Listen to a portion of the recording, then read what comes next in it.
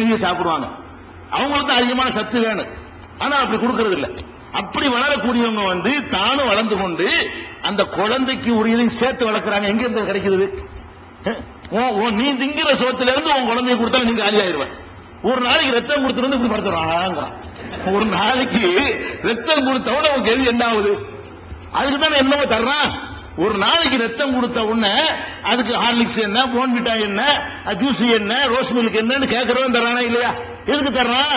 அந்த பலவீனம் ஏற்பட்டு போயிடும், அதை ஈடுகட்டுவதற்கு கொஞ்சோடு ரத்தம் கொடுப்பதற்காக வேண்டி, ஒரு நாள் கொடுப்பதற்காக வேண்டி இது தேவை என்று சொன்னால் ஒவ்வொரு வினாடி நேரமும் கொடுத்துக்கிட்டே இருக்கிறாள். அவனுக்கு என்ன கொடுத்த? மறைமுகமா அவன் கொடுக்கிறான். அவளுடைய சக்தியிலிருந்து கொடுத்தால் செத்து போயிடுவான். அவள் திங்கிற உணவுல இருந்து என்ன சக்தி கிடைக்குமோ அதை அவள் அந்த குழந்தைக்கு கொடுத்தாலே ஆனால் அவன் காலியாயிருவான். அவன் தான் கொடுக்கிறான், அதிசயமான முறையில் கொடுக்கிறான். அப்ப ரப்புல் ஆலமீன் அது கேட்கிறான், ஒமாமின் தாபத்தின் பில்லர், பூமியில் உள்ள எந்த ஜீவனா இருந்தாலும் ரிஸ்க் ஏன் வேலை அப்படி தந்து அல்லாஹ் விட்டு தானங்க கண்ட வண்டி கேட்கிறான். நம்மள மாதிரி திங்கிறவன்ட்ட, நம்மள மாதிரி பசிக்கிறவன்ட்ட, நம்மள மாதிரி மலஜலம் கழிக்கிறவன்ட்ட போயிட்டு நீங்க தான் எனக்கு தரணும், பணக்காரன் ஆக்கி விடுங்கிறான். அப்ப படைச்ச ரப்புல் ஆலமீன் உள்ள போச்சு வளர்த்தவன் தரமாட்டானா? நல்லா சிந்திச்சு பார்க்கணும். இது எங்க இருக்கு? 11:6 இருக்குது. 13:26 சொல்றான், அல்லாஹ் யப்சுத்து ரிஸ்க லிமன் யஷா வ யக்திர். அல்லாஹ்வாகிய நான் தான் ரிஸ்க தாராளமா தர்றேன், குறைக்கிறேன், ஏன் வேலை தான். எவனுக்கு பங்கு இல்லைங்கிறான் அல்லாஹ். அல்லாஹ்வாகிய நான் தான் ரிஸ்க சில பேருக்கு கூட தர்றேன், நானா தான் தர்றேன். அவன் முயற்சியினால அதெல்லாம் கிடையாது, நான் தான் தர்றேன். சுருக்கிறேனா அவன் ஏன் வேலை தான். யாருக்கு பிரிச்சு கொடுத்து இந்த அவற்றை கொடுத்ததுனால இந்த மாதிரி போயிடுச்சு, இது இந்த நாவூர் ஆண்டவற்றை கொடுத்தனால இவன் வேண்டியால பணக்காரன் ஆகிட்டாரு அப்படின்னு சொல்ல இயலாது. இல்ல நான் தான் வேணுங்கிற ஆளுக்கு கொடுக்கிறேன், வேணுங்கிற ஆளுக்கு குறைக்கிறேன் அப்படின்னு எல்லாம் எங்க சொல்றான்? 13:26 சொல்லுகிறான், 17:30 சொல்லுகிறான், 29:62 சொல்லுகிறான், 30:37 சொல்லுகிறான், 34:36 சொல்றான், 34:39 சொல்றான், 39 இது அவ்வளவு என்ன இருக்குன்னா, நான் மட்டும்தான் நாடியவர்களுக்கு ரிஸ்கை தாராளமா தர்றேன், நாடியவர்களுக்கு குறைச்சிடுறேன் அப்படின்னு எல்லாம் சொல்றான்.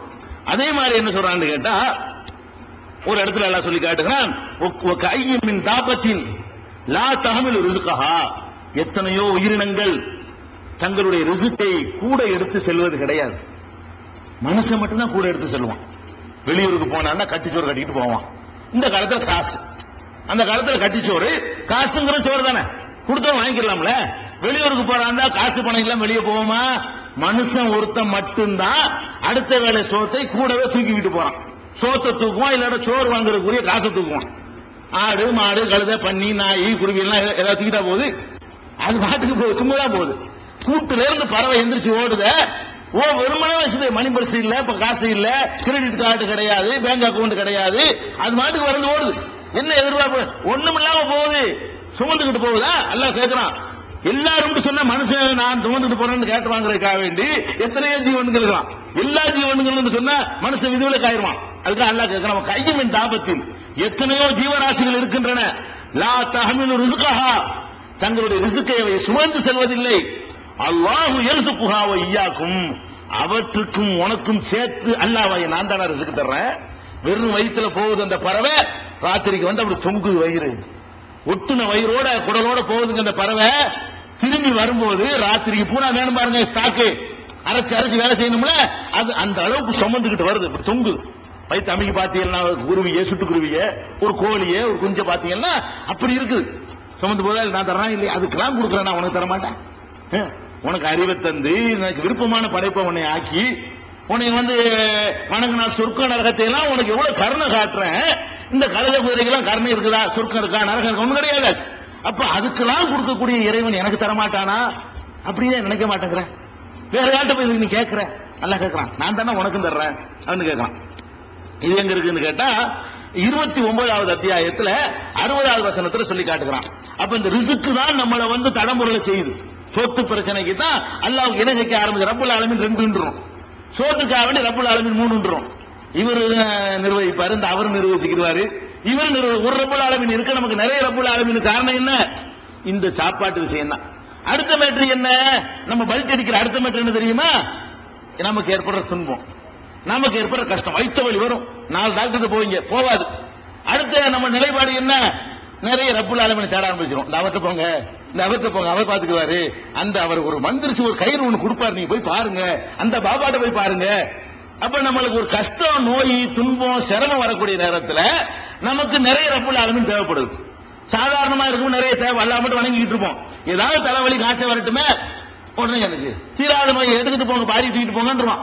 நமக்கு உடனே என்ன ஆகும்னு நிறைய ரப்புல் ஆலமீன் தேட ஆரம்பிச்சிடும். சரி டாக்டர் விட்டாரு, டாக்டர் விட்டா பெரிய டாக்டர் அல்லாட்ட போக வேண்டியதானுங்க. அல்லாஹ் வந்து இந்த துன்பங்கள் நீக்கிறது, கஷ்டங்களை நீக்கிறது, நோய்களை தீர்க்கிறது இந்த இலாக்காவை பிரிச்சு கொடுத்திருக்கிறேன்னா, ரப்புன்னா டோட்டலா எல்லாத்தையும் நான் தான் பார்த்துட்டு இருக்கிறேன். ரப்புல் ஆலமீன்னா அகிலம் முழுசையும் நான் மட்டும் நிர்வகிச்சுக்கிட்டு இருக்கிறேன் அப்படின்னு அல்லாஹ் என்ன கேட்கிறான்னு கேட்டா, நபிகள் நாயகத்தை பார்த்து சொல்கிறான், நான் உனக்கு ஒரு துன்பத்தை தந்து விட்டேன் என்று சொன்னால் பலா காசிபலகு இல்லாஹு, என்ன தவிர அது நீக்க இயலாது. நபிகள் நாயகத்தை பார்த்து சொல்றான், உனக்கு ஒரு கஷ்டத்தை நான் தந்தா, முகமதே நீ என்னுடைய தூதரா இருக்கலாம், அந்த கஷ்டத்தை நீனா நீக்கிறீங்களா, நான் தான் நீக்கணும் அப்படிங்கிற அல்லாஹ். ஒரு நன்மையை கொண்டு நான் உன்னை தீண்டி விட்டால் அதுக்கு எனக்கு தான் சக்தி இருக்கிறது. 6:17 அல்லாஹ் சொல்லி காட்டுகிறான், நீங்கள் யாரை அழைக்கிறீர்களோ அவர்கள் உங்களுக்கு ஒரு கஷ்டத்தையும் நீக்கவோ மாற்றி அமைக்கவோ சக்தி பெற மாட்டார்கள் என்று 17:56 அல்லாஹ் சொல்லி காட்டுகிறான். நபிகள் நாயகத்தை பார்த்து சொல்லுகிறான், எனக்கு ஒரு நன்மை செய்யவோ ஒரு தீமை செய்யவோ எனக்கு அல்லாஹ் அதிகாரம் தரவில்லை என்று நபியை சொல்லு.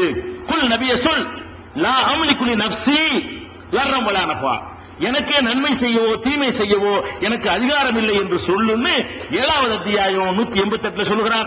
10வது அத்தியாயம் 49 சொல்லுகிறான். 10வது அத்தியாயம் 107 அல்லாஹ் சொல்லி காட்டுகிறான். 36 மரணித்தவர்களுக்கு ஓதுவமை யாசின், மூத்தா போனவங்களுக்கு பார்சல் பண்றமா இல்லையா, அதுல அல்லாஹ் சொல்லி காட்டுகிறான், அத்தஹிரு மின் தூனிஹி ஆலிஹா, அவனை விட்டு நான் வேற கடவுளை தேடுவேனா, அவனை விட்டு விட்டு வேற ரப்புல் ஆலமீனை நோக்கி நான் ஓடுவேனா, இன் யுரிதுனி ரஹ்மானு பில்லுர்ரின், ரஹ்மான் எனக்கு ஒரு தீங்கு செய்து விட்டால் லா துகுனி அன்னி ஷஃபாத்துஹும், இவர்களுடைய பரிந்துரை எல்லாம் என்னை காப்பாற்றி விடாது என்று சொல்லு. ரஹ்மான் ஆகிய அவன் எனக்கு ஒரு தீங்கு செய்து விட்டான் என்று சொன்னால் யாருடைய பரிந்துரை நம்மளை காப்பாத்து அப்படிங்கிறதாக அல்லாஹ் யாசின் சூராவுல 23வது வசனத்துல அல்லாஹ் சொல்லி காட்டுகிறான். அம்மை யுஜீபுல் முன்தர இலா தஆஹு வ யக்ஸிபு ஸூஅ வ யஜ்அலகும் குலஃபா அல் அர்லி ஐலாஹும் அல்லாஹ், அல்லாஹ் கேட்கிறான், உங்கள் துன்பத்திலே மாட்டிக்கொண்டவன், கஷ்டத்திலே சிக்கிக் கொண்டவன் அழைக்கிற நேரத்தில் அவன் பிரார்த்தனை ஏற்று அவன் துன்பத்தை நீக்கிறவன் யார்? அல்லாஹ் கேட்கிறான். அம்மன் எவன் இருக்கிறான்? ஐலாஹும் அல்லாஹ், அல்லாஹ்வோடு வேற கடவுளா, அல்லாஹ்வாகிய என்னோடு இன்னொரு ரப்புல் ஆலமீனா அப்படின்னு அல்லாஹ் கேட்கிறான். எங்க கேட்கிறான்? 27:62 கேட்கிறான்.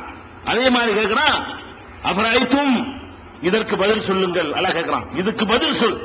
மா ததுன மின் தூனில்லாஹ், அல்லாஹ் விட்டு விட்டு நீ யாரை அழைக்கிறாயோ, இன் அராதனி அல்லாஹு பில்லுர்ரின், அல்லாஹ் எனக்கு ஒரு தீங்கை தந்து விடுவானேயானால் ஹல் ஹுன்ன காஷிபாத்துல் உர்ரிஹி, அவன் தந்த தீங்கை இவர்கள் எல்லாம் நீக்கி விடுவார்களா? அல்லாஹ் எனக்கு ஒரு தீங்கை தந்து விட்டான், நீங்கள் போய் அழைக்கிறீங்க, யாரை அழைக்கிறீங்க, அல்லாஹ் தந்த தீங்கை இவர்கள் எல்லாம் நீக்கி விடுவார்களா என்று கேட்பீராக என்று சொல்லி 39, 38 சொல்லி காட்டுகிறான். இன்னும் வரிசை நம்பர்களை சொல்லி குறிச்சுக்கிறங்க. 35:2, 16:53, 10:107, 27:62 இந்த வசனங்களில் எல்லாம் துன்பத்தை தருவதும் எடுப்பதும் கஷ்டத்தை தருவதும் நீக்குவதும் நாம் மட்டும்தான். கஷ்டம் வந்தோன்னு வேற இடத்துக்கு ஓடிடாத, நான் பிரிச்சு கொடுக்கல, கஷ்டத்தை நீக்கிறத மட்டும் தான் அவர் பாத்துக்குவாரு, மத்த டிபார்ட்மெண்ட்டும் ஏன்ட்ட வாங்க, அது கிடையாது.